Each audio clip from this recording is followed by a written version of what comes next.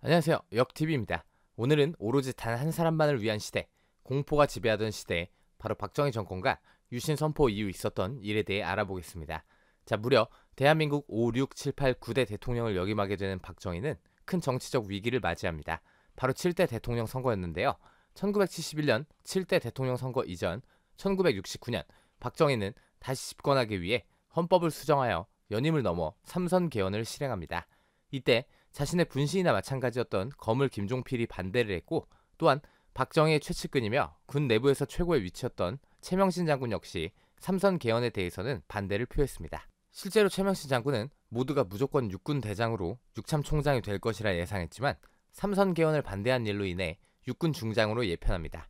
문제는 7대 대선에서 압도적인 자금 동원력과 인력 동원의 차이에도 불구하고 40대의 당시 김대중 후보가 40% 이상의 고득표율을 보이며 파란을 일으켰죠. 당시 김대중은 노사공동위원회 설치, 향토 예비군 폐지 등의 공약으로 큰 인기를 끌었습니다. 재집권에 성공은 했지만 애당초 비교 자체가 불가한 싸움에서 이 정도 차이가 났다는 것은 박정희 개인에게 큰 상처였고, 장기적인 집권을 예상했던 그에게는 이 시점이 정치적 전환점이라 볼 수 있습니다. 김종필의 증언록에서는 10월 유신을 선포하게 되는 계기가 이 김대중의 선전이었음이 드러나 있습니다. 내가 나라를 위해 열심히 기여했다고 생각하는데 김대중이 뭘 했다고 95만 표 차이밖에 안 나. 선거라는 게 민주주의를 위해 불가피하긴 하지만 이게 큰일 날 수 있어. 다음에는 김대중이 될지도 몰라. 선거를 하다 보면 앞날을 제대로 내다보고 건전하게 나라를 열어갈 위인이 아닌 엉뚱한 사람이 뽑힐 수 있어. 그럴 땐 조국 근대화라는 혁명 과업에 지장이 생길 수 있어. 그러니 내 좀 특수한 것을 생각하지 않을 수 없어. 맥락상 김종필의 증언이 맞다면 이게 바로 유신을 말한 것이라 볼 수 있죠. 자, 이 대선을 앞두고 박정희는 삼선 개헌 자체도 자신의 최측근들이 반대할 만큼 사실 철가면을 쓰고 벌인 일이었고, 역사에 관심이 많은 여러분들은 잘 아시겠지만 여러분, 헌법을 수정한다는 것은 그거 자체가 보통 일이 아닙니다. 더군다나 박정희는 악화된 여론을 돌리기 위해 아예 7대 대선에서 다시는 국민 여러분께 표를 달라고 하지 않겠습니다 라고 선거활동 중에 약속까지 한 상황이었습니다. 상남자 박정희는 다시는 국민에게 표를 달라고 빌지 않겠다는 약속을 지키기 위해 국민이 안 뽑아줘도 대통령이 될 수 있도록 유신을 선포한 것이죠. 박정희는 우선 초헌법적 위법을 자행하며 마음대로 국회를 해산시켰고, 계엄령을 선포하며 반대파의 모든 정당 활동과 정치 활동을 정지시키고 집회 및 시위도 전부 금지시켰죠. 유신헌법 찬반 투표는 애당초 미리 반대할 세력의 손발을 다 잘라놓은 상태에서 치러진 투표였고, 그나마도 부정선거입니다. 어쨌든 91.5%의 찬성으로 통과된 10월 유신은 국회의원의 3분의 1을 대통령이 추천하여 임명했고, 직선제를 폐지하고 대통령을 간접선거로 뽑게 되었고, 대통령이 국회를 해산하고 법관을 임명하고 법률을 거부할 수도 있었으며 연임 제한이 없어지고 종신 집권의 길을 열었죠.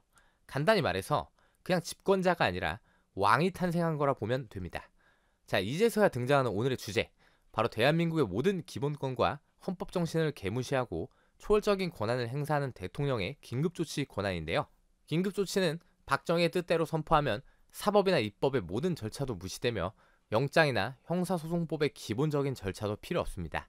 이게 바로 진정으로 70년대를 공포로 만들었던 박정희의 초능력이 긴급조치인데요. 이 공포의 긴급조치는 유신헌법 조항에 이렇게 써 있습니다. 2항, 헌법에 규정되어 있는 국민의 자유와 권리를 잠정적으로 정지하는 긴급조치를 할 수 있다. 4항, 이 조치는 사법적 심사의 대상이 되지 아니한다. 무시무시하죠? 뭐가 문제냐? 국민의 자유와 권리를 잠정적으로 정지하는 것이 무려 헌법으로 합법화를 해놨는데, 이 긴급조치의 당위성과 선포는 누가 정하죠? 그렇죠. 53조 1항, 대통령은 국가의 안전보장 또는 공공의 안녕과 질서가 중대한 위협을 받거나 받을 우려가 있어 신속한 조치를 할 필요가 있다고 판단될 때에는 국정 전반에 걸쳐 필요한 긴급 조치를 할 수 있다. 즉, 대통령 개인이 바로 그 판단을 한다는 겁니다. 무엇이 국가의 위협인지, 무엇이 공공의 안녕과 질서의 위협인지를 오직 단 한 사람, 대통령이 결정하고 선포한다는 것이죠. 자, 그 판단에 의한 결과를 애당초 사법의 시시비비를 피하기 위해 사법적 심사의 대상이 되지 아니한다고 명시하여 장치를 마련해놨죠. 자, 드디어 긴급조치 1, 2호가 1974년 1월에 발표됩니다. 1호의 내용을 볼까요? 공포 그 자체죠. 긴급조치 1호가 강조하는 헌법에 대한 비판이 뭐냐? 그렇죠. 바로 유신헌법, 즉 박정희를 비판하는 것을 금하고 만약 이를 어길 시 영장도 필요 없고 그냥 즉시 체포해 심사도 안 하고 구속에 재산권도 보장받지 못합니다. 박정희 체제를 비판만 해도 무려 15년 이하 징역입니다. 음주운전을 7번 해도 집행유예가 나오는 나라가 대한민국인데 말이죠. 상황이 이렇다 보니 전국적으로 중정요원 혹은 중정의 프락치들이 즐비했고 가장 큰 문제는 국민들이 언제나 자신들이 감시당하고 있다고 느끼게 된 점과 서로 간의 불신까지 초래했다는 것입니다. 실제로 이러한 탄압은 극히 사적인 자리나 일반적인 친목의 장에서도 항상 주변의 눈치를 살피지 않을 수 없었습니다. 노무현 정부 화해를 위한 과거사 정리위원회의 조사 보고서를 보면 실제 기소되어 실형을 받은 이들을 조사할 때 무려 54건이 술집과 음식점에서 정부 및 박정희를 비판했다가 전과자가 되었습니다. 여기서 신고를 한 사람들은 거의 다 주변에 있던 일반인들이었습니다. 긴급조치 위반으로 실형이 선고된 사례는 총 282건 중 무려 249건이고 무죄는 단 4건입니다. 즉 걸리면 진짜 끝장난다는 거죠. 일단 걸려서 기소당하면 얻어맞는 건 옵션이고 88%가 유죄로 깜빵이 갑니다. 노무현 정부의 조사 보고서에서 나온 실제 형을 받은 사례의 주제를 보면 1위는 282건 중 115건이 정부와 시국 비판이었고 2위는 97건으로 대통령 비판, 3위는 40건으로 북한 찬양, 4위가 21건으로 유신헌법 비판입니다. 아무리 사적인 자리일지라도 정부를 비난하거나 박정희 개인을 비난하거나 유신헌법을 비난했을 시 단지 그것만으로도 누가 신고라도 하면 즉시 범죄자의 전과자가 됩니다. 실제로 6건이 주변 이웃이 신고한 건으로 밝혀지기도 했죠. 이러한 상황에서 긴급조치 구호는 활용 정점으로 모든 집회나 시위, 방송, 신문, 미디어는 절대 유신과 박정희에 대한 비방 및 반대를 표해서는 안 되며 영장 없이 즉시 체포 및 처벌하는 초강력 조치였습니다. 일반 국민도 이러할진데 언론사는 과연 어떻겠습니까? 그야말로 대한민국 그 자체가 감히 찍소리도 못하는 상황이었지만 원래 이 나라 국민성이 짓밟으면 더 억세게 저항하는 법이죠. 대놓고 개기진 못하겠으니 오히려 유언비어가 확산되고 음지에서 박정희에 대한 비판 비난이 늘어가기도 했습니다. 전북대 학생 유호근은 화장실에 유신과 박정희에 대한 욕을 낙서로 써놨다는 혐의로 걸려 실제 징역 1년 6개월을 받았다가 나중에 필적 감정을 통해 본인이 쓰지 않았다는 게 밝혀져 대법원에서 무죄를 받기도 했습니다. 여러분들이 생각하실 때는 어떤가요? 70에서 80년대는 진짜 대한민국의 정통성을 부정하는 뻘건 전사들이 수없이 활동했고 오히려 저런 억압 속에서 더 억세게 활동하던 시기였습니다. 저러한 강제적 조치가 실제 반국가 세력들의 활동을 어디까지나 음지로 향하도록 막는 효과가 있었다는 주장도 있습니다.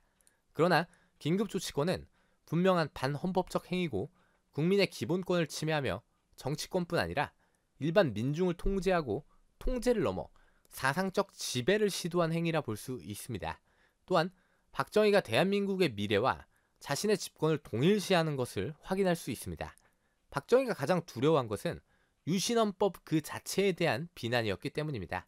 박정희는 분명 대한민국 발전에 큰 공로가 있는 인물입니다. 그러나 명과 암이 극명하게 갈리는 인물이죠. 밥 먹고 술 마시고 동네 사람들하고 담배 피면서도 말 한마디 하려면 주변의 눈치를 봐야 했던 공포의 시대.